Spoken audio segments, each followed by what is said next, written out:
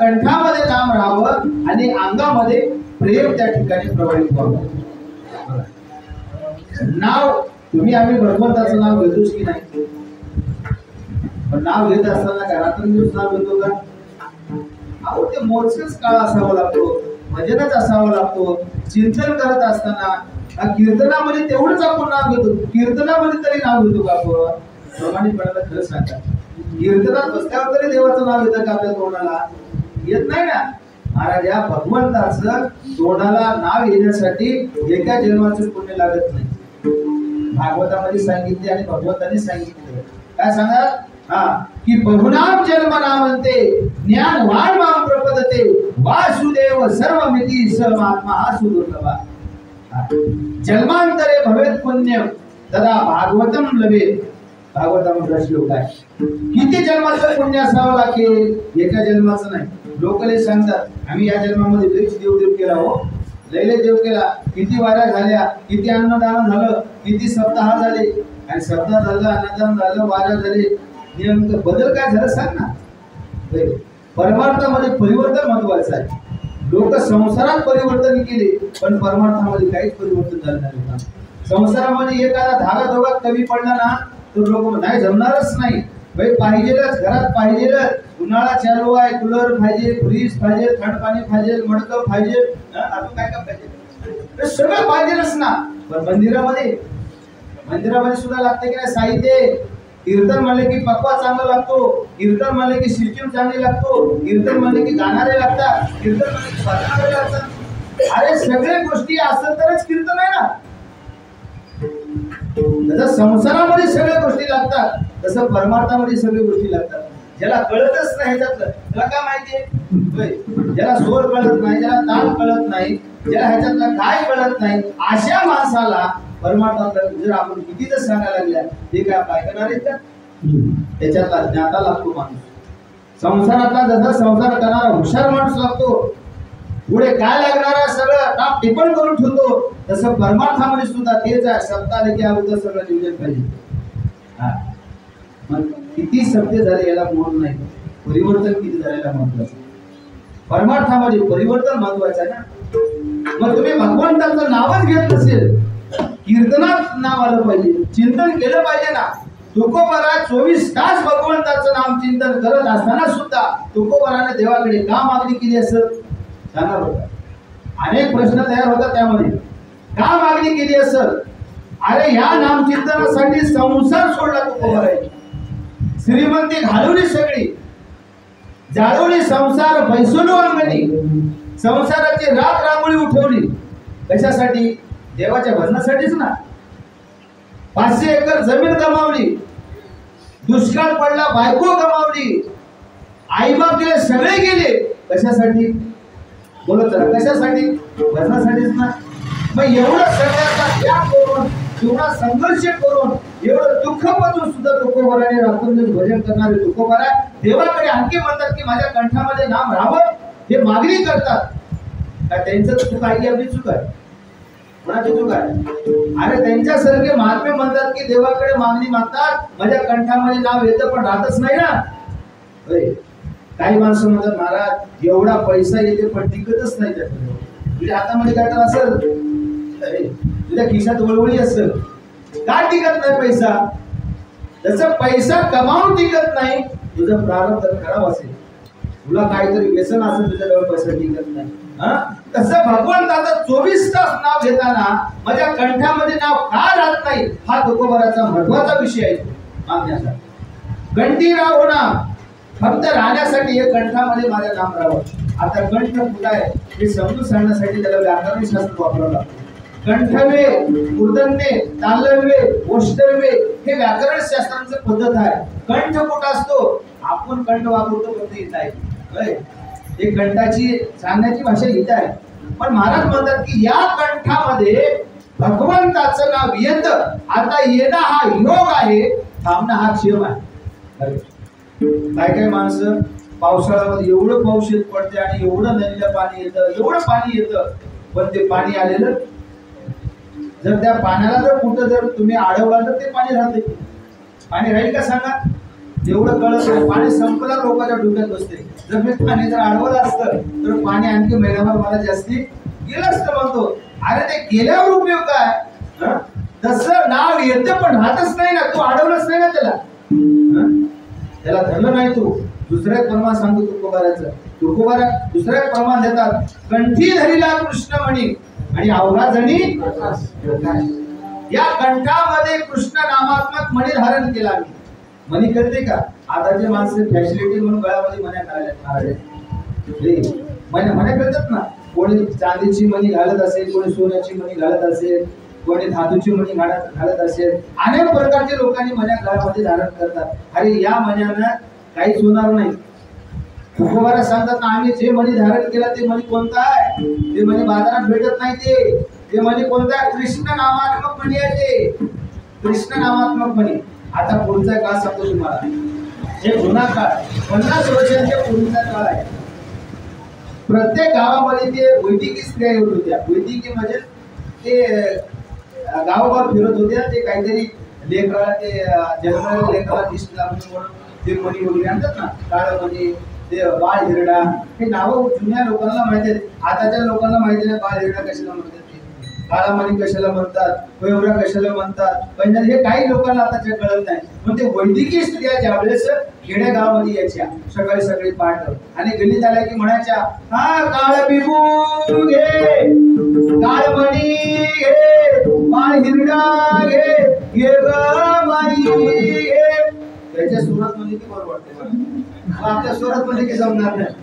त्याच्या स्वरात पण आमचे गुरुजी एवढं करून दाखवते, क्रिया करून दाखवायची. मग तेच क्रिया गावात गेल्यानंतर काय म्हणायच्या, बाळ हिरडा घे ग बाई घे. मग त्या जुन्या बाया गलीवर यायच्या आणि त्या बाईला बोलायचं, मावशी बाळ हिरडा हो आहे. आणखी म्हणे काळ म्हणे आहे. कितीला आहे?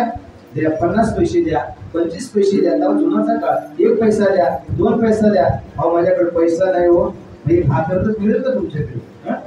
खाया कुठे भाकर तर दे ना. मग या भाकरीला सुद्धा ते काळ मणी आणि बाळ हिरडा घ्यायचे आणि लेकराच्या गळ्यात बांधायचे, हातात बांधायचे. का बांधत होते सांग?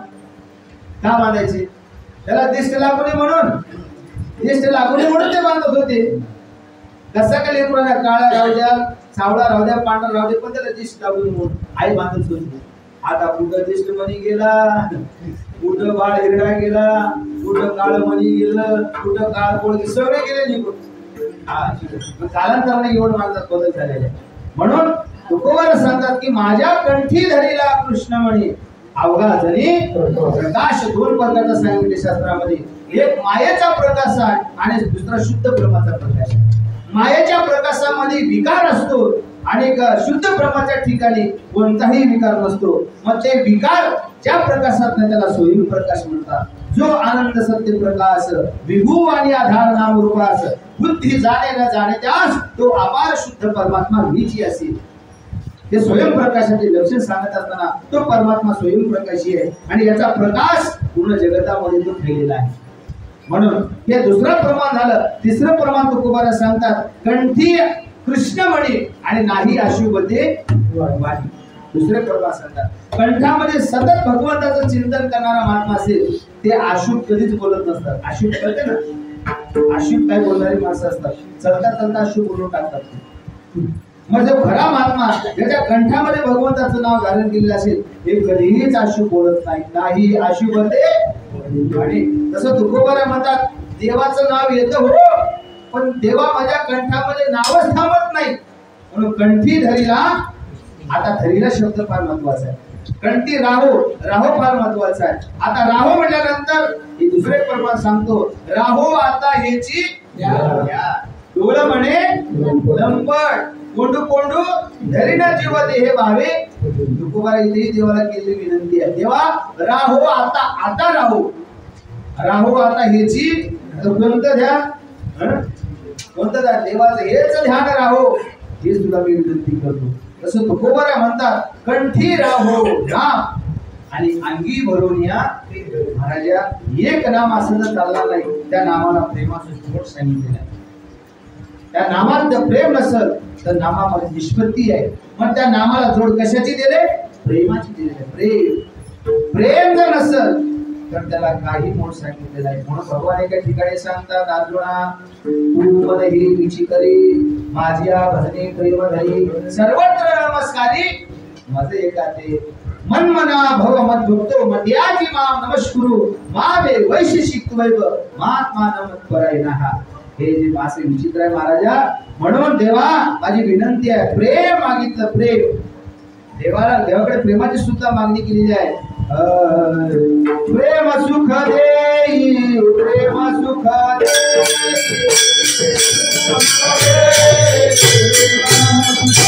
वेगळे असतात. म्हणजे खानदानी प्रेम असतं ना, आणि ओरिजिनल प्रेम आहे. आणि ते ओरिजिनल प्रेम कुठे भेटत नाही, ते का मार्केटमध्ये बाजारामध्ये भेटत नाही. तर ते प्रेम अंतःकरणामध्ये ते तयार करावं लागते. साधू संतांनी ते अगोदर प्रेम तयार केलं आणि ते प्रेम तयार करून थांबलं नाही. परम प्रेम रूपा स्तब्ध भवती अमृत भवती मत्तो भवती. हे भक्तीची प्रेमाची व्याख्या सांगितली नारद भक्ती सूत्रामध्ये. किती भक्त प्रेमाची व्याख्या सांगितली. स्तब्ध भवती मत्तो भवती 7 वासू परम प्रेम रूपा. ते परम प्रेम आहे. आता तुम्हीचं आमचं जे प्रेम असतं ना, हे परम प्रेम रूपा नाही. ते आहे का खरं प्रेम आहे का? विचारा संसारातल्या लोकांना, विचारा, अरे तू माझ्यावर प्रेम करतोस का? करतो हे आहे का म्हणतात अगोदर. माल है तर ताल है नाही तर बेहाल है. या काळामध्ये महाराजा दाम आहे तर सगळं आहे ना, तर काही खरं नाही. देव असेल तर माझ्या बापावर प्रेम करत नाही, पैसा असेल तर करतात. मग सगळे प्रेम हे संसारातले देण्या घेण्यामध्ये तो प्रेम टिकतं. आणि जिथं देणं घेणं नाही ना, प्रेम नाही, काहीच नाही. मग त्याला ओरिजिनल परम प्रेम रूपा का म्हणतात? ते परम प्रेम रूप हे प्रेम संसारामध्ये वापरण्यापेक्षा साधू संतांना तेच प्रेम कोणावर केलं तर भगवंतावरती त्यांनी प्रेम केलं. किती प्रेम महाराजा. संकल्पावी माया संसाराची. संसारावर जेवढं काय प्रेम आहे ते प्रेम भगवंतावर त्यांनी सोपवलं प्रेम. आणि ते प्रेम इतकं झालं महाराजा, ज्या गोष्टी ज्या ओव्हरफ्लो झाल्या की माणूस वेळा होत असतो. बरं काय, घागर पाण्याची भरल्यावर किती वेळ पाणी टाकत त्याच्यावर? वेळासारखं पाणी टाकत राहायचं काय? अरे पाणी टाकते ते खाली पडते ना. तसे प्रेमाची एक व्याख्या आहे महाराजा. प्रेम अंतःकरणात भरलं की ते प्रेम जागीच थांबत नाही, ओव्हरफ्लो होतो. रोमातून ते प्रेमाचा प्रवाह बाहेर वाहत असतो महाराजा. म्हणून तिथपर्यंत पोहोचणं ही आपली अवघात नाहीये, आपली ऐपत नाही आहे, आपली वैचारिकता नाही आहे. कारण का, हे मिळवण्यासाठी सर्वस्वांचा त्याग करावा लागतो. म्हणून संतांनी त्याग केला, प्रेमासाठी केला. उगाच गवळणीचा विषय येत नाही, उगाच भगवान श्रीकृष्णाचा गवळणीचा विषय येत नाही. किती प्रेम केलं त्यांनी महाराजा, किती प्रेम केलं असेल. त्या प्रेमाची उंची जर पाहायला गेली तर भगवान श्रीकृष्ण परमात्मा गोकुळातून मथुरेला जात असताना त्या गवळणीचा जर प्रेमाचा विषय काढला तर ती गवळणी किती रडल्या होत्या, किती गळ्या त्या. नयनीच्या भूतकाळी भिजली धरणी. इतकं रडल्या, ती ओली झाली होती जमीन, एवढं रडल्या होत्या ते भगवंतासाठी. तुकोबाला सांगतात, माझं तर नाव कंठामध्ये राहावं यात नवल नाही, अंगी भरून या प्रेम. भगवंताला तुझं नाव देण्यासाठी माझ्या अंगामध्ये प्रेम तयार व्हावं आणि ते प्रेम रोमातून बाहेर पडावं. म्हणून पहिल्या चरणामध्ये मागितलं, कंठी राहू नाम अंगी भरून या प्रेम. आशे द्यावे काही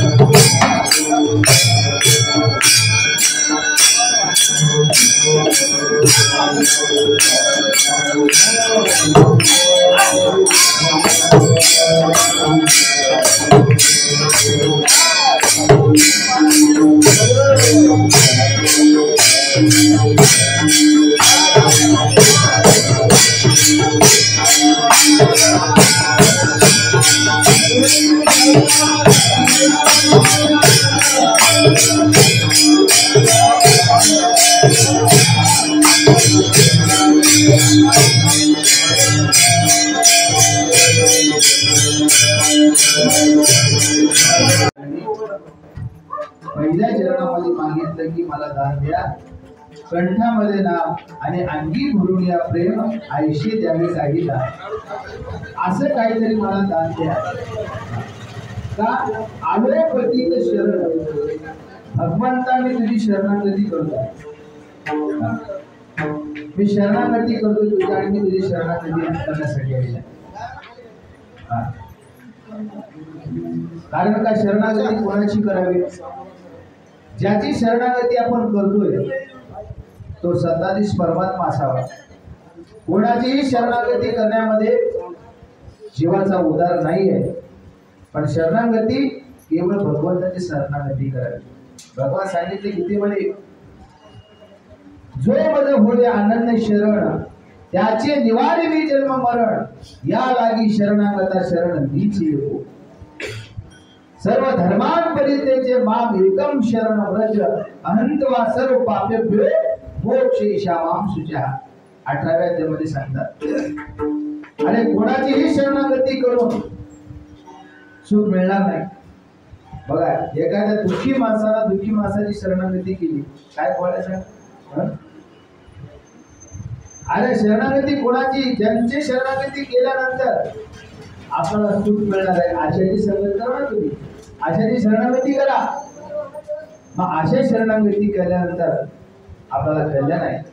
तसं तुकोबाला सांगतात, काय म्हणतात की आयशे द्यावे काही दान, तेव्हा असं काय मला दान द्या. पतित मध्ये एकदम पीडित आहे. आलो पतित शरण, मी तुझी शरणागती केलेली आहे. म्हणून शरण जावे सर्व भावी. तो हा उतरील पार भव दुस्तर नदीचा. मग कोणाची शरणागती करावं? देवाची शरणागती करावं. कोणाची शरणागती करून उपयोग नाहीच आहे. म्हणून आलो पतित शरण. मग महाराजांनी दान मागत असताना तिसऱ्या चरणामध्ये आणखी दान मागतात. पाठ्या का तिसरं चरण म्हणायचे काय?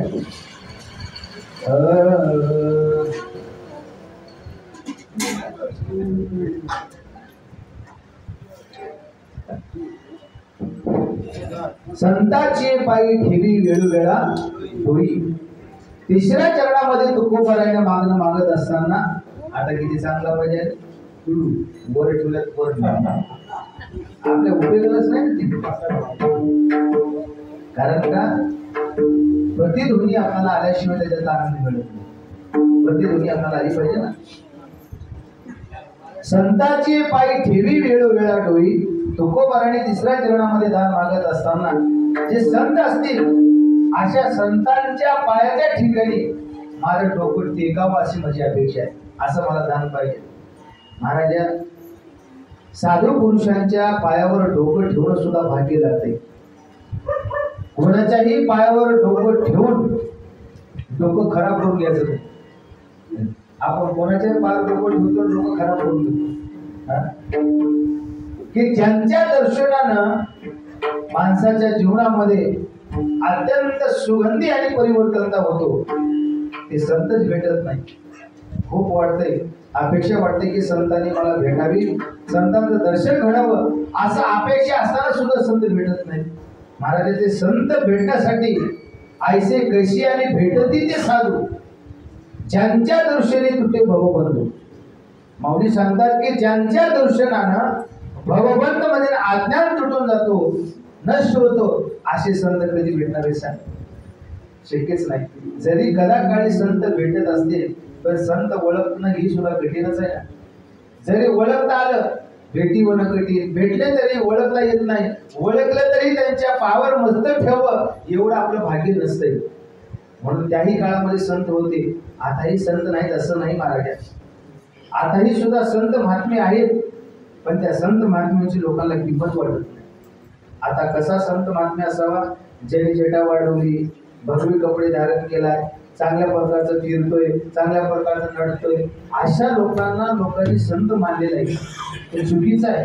या संतांची क्रिया बघून तुम्ही संत ठरवता, ते तुमच्या दृष्टीने ते संत आहेत, परंतु ते महात्म्याच्या दृष्टीने ते संत नाही.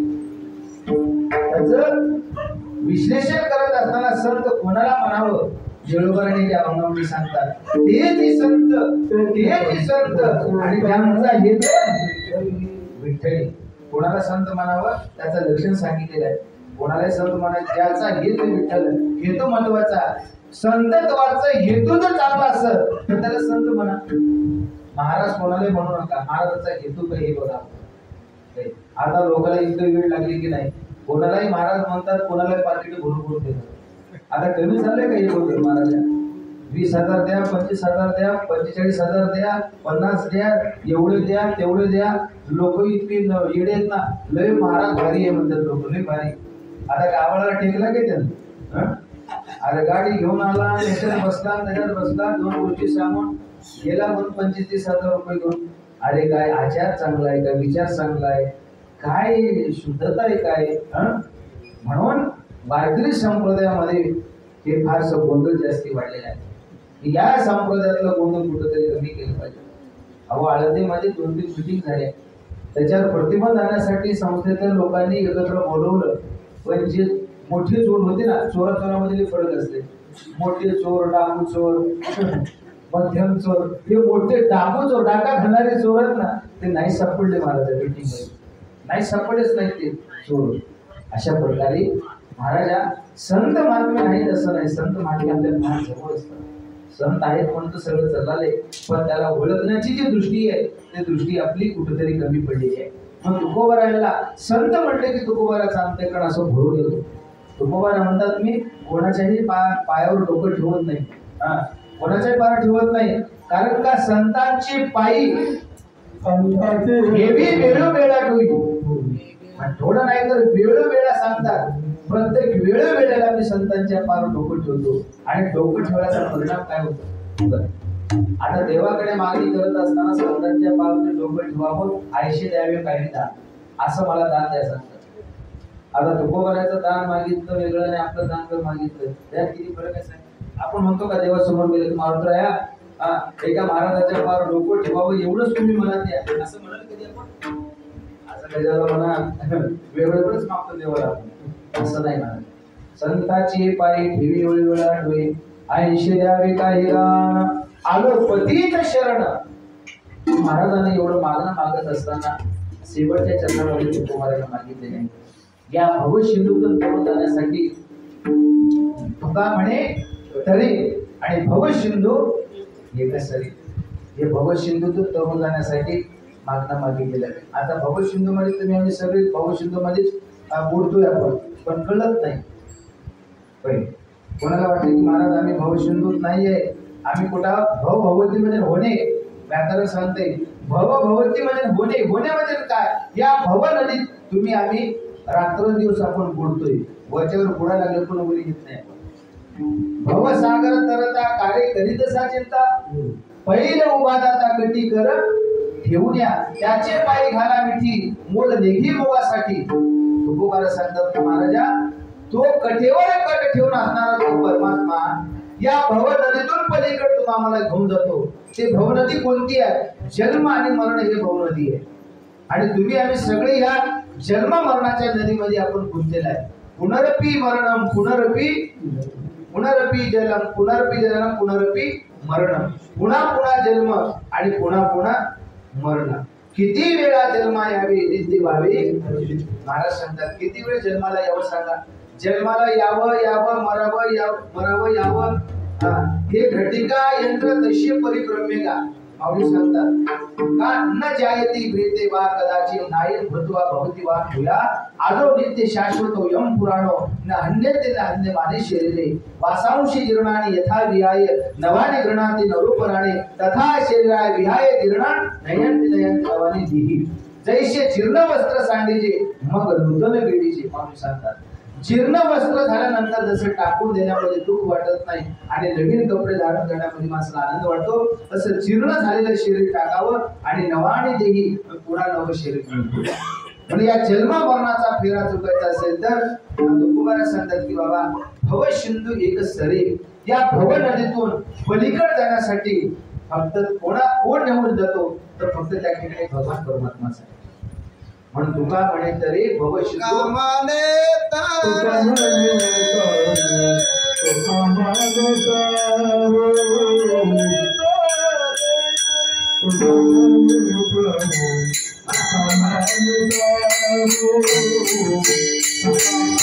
एकसरे ऐंशी द्यावे काही दान, आलोपती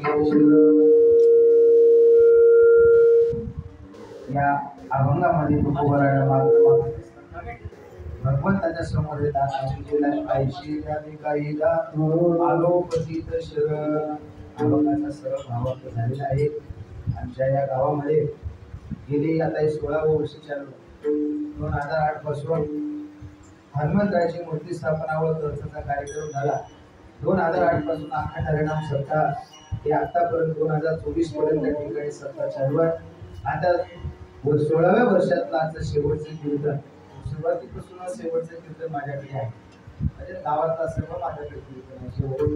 म्हणून आपल्या भागातले सर्वांचे श्रद्धास्थान ज्यांनी मला आळंदीला नेऊन ठेवले, आमचे राजूचे मूर्ती महाराज यांनी ज्यावेळेस मी लहान असताना त्यांनी आळंदीला मला ठेवले आणि त्याला सुद्धा आनंद वाटावं. त्यांनी म्हणायचे की आपल्या भागामध्ये कुठेतरी एक वारकरी संप्रदायामध्ये नवीन एखादा पिढीमध्ये कीर्तनकार तयार व्हावा अशी महाराजांची अपेक्षा होती. महाराजांनी ठेवल्यामुळं महाराजांच्या कृपाशीर्वादानं मार्गदर्शनाखाली आज कीर्तनकार मी तयार झालेला आहे. दाखवण्यापेक्षा झालंच आहे. आज अख्ख्या महाराष्ट्रामध्ये कीर्तन भागवत कथा वगैरे करत राहतो. आता कालपासून भागवत कथा सुरू आहे. अहमदपूरच्या मालेगावला आज भागवत कथा करून 4:30-5 वाजता निघलोय. आता उद्या नागराळा कीर्तन आहे, इथं जवळच आहे कीर्तन. सर्वात थोडं लांबचं आहे. येणं जाणं दिवसभर 4 तास कथा करावी लागते. संध्याकाळी कीर्तन करावं लागतं, उन्हामध्ये प्रवास करावा लागतं. म्हणून महाराजांनी 2 दिवसापूर्वी मला फोन केले होते की अरे आणि म्हणजे त्या परतपूरला 2 कीर्तन आहे, माझी काय तब्येत वगैरे बरे नाही, तर कीर्तन करा म्हणजे मला. त्या दिवशी कीर्तन करून आलो परतपूरला, पहिल्या दिवसाचं कीर्तन होतं माझं. पण महाराजांनी ह्या भागामध्ये आता कुठं कीर्तनाची जी कुठं नियम आहेत ते महाराजांनी मला द्यायला लागले. एक म्हणजे कोणतरी एक माझ्या पाठीमागं कोणतरी एक असा एक धोरा चालवणारा पाहिजे ना या परिसरामध्ये सुद्धा भागामध्ये पाहिजे. म्हणून महाराजांचा कृपा आशीर्वाद आमच्या मागे सतत राहावं हीच त्या ठिकाणी विनंती करतो. आणि आमचं गाव म्हणजे फार लहानच गाव, माझं तसं काही नाही, लहान गाव आहे. त्याच पट्टी होईल आमच्या गावामध्ये कोणी होत नाही. त्या ठिकाणी सरसाहेबांना सांगितलं किरकोळ त्या ठिकाणी व कसं तरी थोडं एक परंपरा सध्याची आहे, म्हणून त्या ठिकाणी कसं तरी आम्ही चालवतो. तरी आमच्या सगळ्या गावातली सगळी हे तरुण मंडळी, त्या भरती मंडळी सगळ्यांनी हा सत्याचं नियोजन करतात. आता मी महाराज असून मी काही गावात राहत नाही, जेवढा वेळ देता येतो तेवढा मी वेळ देतो, कारण का मी बाहेर गुंतलेला महाराज असल्यामुळे. आणि प्रत्येक गावामध्ये अशीच कंडिशन आहे, ज्या भागामध्ये गाव कीर्तन करायचे एक दिवस गावात राहत नाही. आता आंबेडकरला जाऊन बघा, तिथं जाऊन बघा, इकडे कुठल्याही कीर्तनकार मध्ये जाऊन ते सप्त्यामध्ये नसतात ते लोक, बाहेर काय जातात.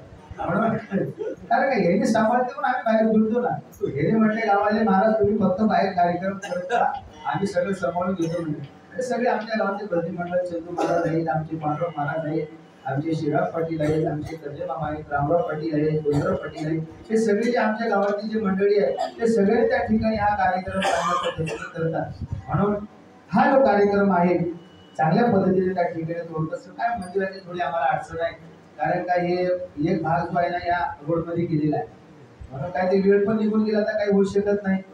आता मंदिर बांधणं म्हणजे काही साधी गोष्ट नाही महाराजा, 10 लाख 20 लाख रुपये घालावे लागतात तेव्हा मंदिर होत असतो. गावामध्ये काही तेवढं पट्टी होत नाही आमच्या, मंदिर बाजूला व्हायला लागले परंतु पडीत झाले सगळं काम, आणखी बरोबर उचललेलंच नाही, पैसा वगैरे काही आलेला नाही तिथं.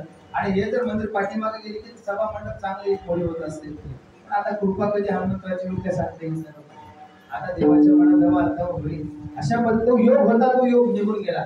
ज्यावेळेस ते गुत्तेदार आलं होतं त्यानं म्हटले जागा दाखवा, ह्याच्या गोंधळामध्ये गुत्तेदार निघून गेला रोड करून, मंदिर मागासच पडले. काही गोष्टी त्यावेळेस कसा, काही गोष्टीचा फायदा उठवावा लागतो, लवकर फायदा घ्यावा लागतो. आता पण सभा मंडप झाला असतं, चांगलं मंदिर झालं असतं, नंबर 1 मंदिर झालं असतं. पण काय करावं, काही अडचणी असल्यामुळे ते होऊ शकलं नाही.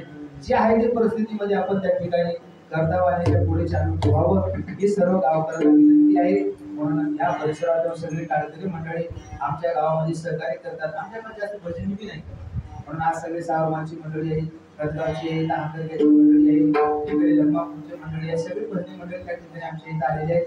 असंच तुमचं जर कृपा तर आमच्या गावावर असेल तर बरं होईल, सप्ताह करण्यामध्ये काही अडचण होणार नाही. तरी आपला परिसर चांगला आहे की एकूण एकाच्या कामामध्ये आपण भजनी मंडळ जातो, एकूण एकाला सहकार्य करतो, ही पद्धत आपल्याकडे दादासाहेबांची चांगली पद्धत आहे.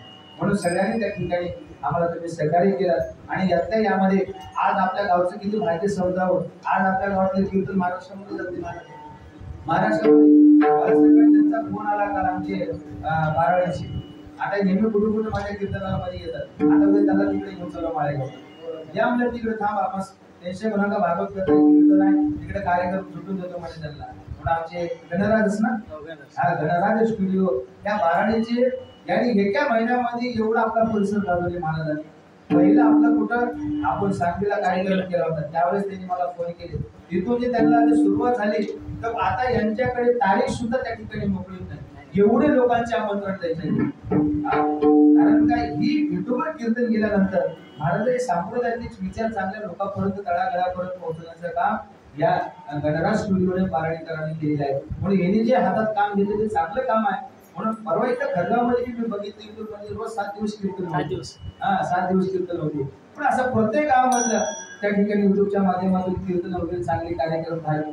अहो कुठं तरी त्या युट्यूबवर दुसरं टाकण्यापेक्षा हे टाकायचं काय हरकत आहे होय, कुठं तमाशा टाक, कुठं नाच टाक, कुठं गायन टाक, असं टाकण्यापेक्षा काहीतरी हरिनामाचं काहीतरी चिंतन आपण काहीतरी आपण करूया ना. म्हणून अशा पद्धतीने त्यांनी सुद्धा मला काल फोन केले, आज फोन केले, म्हणजे महाराज तुमच्या गावाला एक दिवस चान्स द्यावं, म्हणजे एक दिवस चान्स देतो म्हणजे या कोण्या दिवशी कीर्तनासाठी, म्हणजे मी आज कीर्तनासाठी आलेले आणि आमचं गाव लहान आहे म्हणलो, म्हणजे कसलं काय आहे, आपण तुम्ही माणसं मोठी होती गाव लहान काय असेल ना, म्हणजे अशा पद्धतीने त्यालाही धन्यवाद देतो. आमच्या महाराजांनी आमचे दोळबा महाराज इकडे वडलाकडे यांनी 7 दिवस त्यांनी सेवा केली महाराजांची विधी करून आमच्या गावात आमचे मृदंगाचार्य लोहारांचे आमचे महाराज हे सुद्धा 7 दिवस मृदंगाची सेवा केली महाराजा. म्हणून असे हे जुने वारकरी माणसं फार एक प्रेमानं भजन करतात. महाराज यांचं इतकं प्रेम आम्हाला आवडलं. मी 2-3 दिवस होतो, गाता भजनाला होतो, काही होतो, सुंदर त्या ठिकाणी भजन इतकं रंगावं. 3-3 तास गात्यावरलं भजन, 4-4 तास गात्यावरलं भजन. महाराज इतका आनंद वाटलं महाराज. म्हणून अशी सगळी ही प्रेमाची मंडळी आहे. म्हणून थोडं आणखी कमी वाटतं की आमच्या गावातले लोक कीर्तनच ऐकायला येणार थोडं बाकी काय नाही. काय वाटतं की काय नाही की अहो वाड्या वस्ती तंड्यामध्ये लोक एवढे कीर्तन म्हणले की कीर्तन. आता याला माहिती आहे आमच्या भाऊला बरी मोठे कीर्तनाला कार्यक्रम होतात. किती टक्के लोक होते असं मन गट सुमंड भरला होता. गट सुमंड जागा पूर्ण आहे. आता आमचं काय एवढं असून कोण बोलू 2-4 बाया 2-4 गडी तिकडे बघलं बाहेर बसतात तिकडे हो बोलतो. म्हणून अरे कीर्तन म्हणल्यानंतर कीर्तनात येऊन बसलं पाहिजे. बाहेर बसून काय कीर्तनात बसलं पाहिजे. 4 गोष्टी ऐकल्या पाहिजे, सवय लावली पाहिजे. लेकराला सवय लावा तुम्ही गावामध्ये. कोणतीही सवय लावण्यापेक्षा लेकराला चांगली सवय लावा. आमच्या गावात आता महाराज बोलले जातात. आमच्या पाटणचा मुलगा आता संस्थेमध्ये 2 मुलं आहेत चांगल्या प्रकारे. आता हे तयार होतात तिकडं. आनंद वाटते की अशी आणखी 4 लेकर आमच्या गावात तयार व्हावं. मग एक पिढीचं भजन तयार होते आमच्या गावात. प्रतिक्रिया सांगा. आणि माझ्या हातून 850 पोरं तयार केलं मी माळेगावला. मृदंगाचार्य, गायनाचार्य, कीर्तनकार, प्रवचनकार. आज ते रोज एक दिवस सुद्धा घरी नाही एवढं कार्यक्रम करतात. झालेच ना तेवढं. तसं प्रत्येक गावामध्ये 10-5 लेकर तयार झाले पाहिजे. तर संप्रदाय टिकतो, दादांची परंपरा टिकते. गुंडा महाराजांनी घालून दिलेली कासवाटा हे टिकू शकतो. महाराजांनी आतापर्यंत निष्ठावंत महाराजांनी आमच्या राजेंद्र महाराजांनी आतापर्यंत सेवा केली. आता त्यांचं वय 80च्या पुढे वय आहे. ते म्हणतात नाही रे मला एका दिवशी काय झालं आम्ही कीर्तनाला दोघं मिळून गेलो. म्हणजे झाडाला म्हणजे मी कीर्तन करताना सोबत चल म्हणते. म्हणजे तब्येत बरी नाही जमलं तर तू पेटा बांधून कीर्तन कर म्हणते. तिथे गेल्यानंतर चहा पाणी वगैरे झालं, भजन सुरू झाले. म्हणजे बांध तुका भेट नाही मला कसं असते. तर आता मी बसतो पण माझी आज्ञा कर नाही करत नको म्हणे महाराज. कारण आता लोकांना वाटते आता जास्त वेळ करता एकच तास कीर्तन करतो. पेटा बांधून हात धरून तिथे 2 किलो माईक सोबत 3.5 तास कीर्तन केले महाराज. 3.5 तास कीर्तन म्हणून महाराज. अरे उभा टाकली तुम्हाला कळतच नाही काय जातं काय कीर्तनाची बघा. उभा टाकले की कळत 3-3-3.5 तास अजूनही कीर्तन करतात. हे दादासाहेबांची उपकार आहे.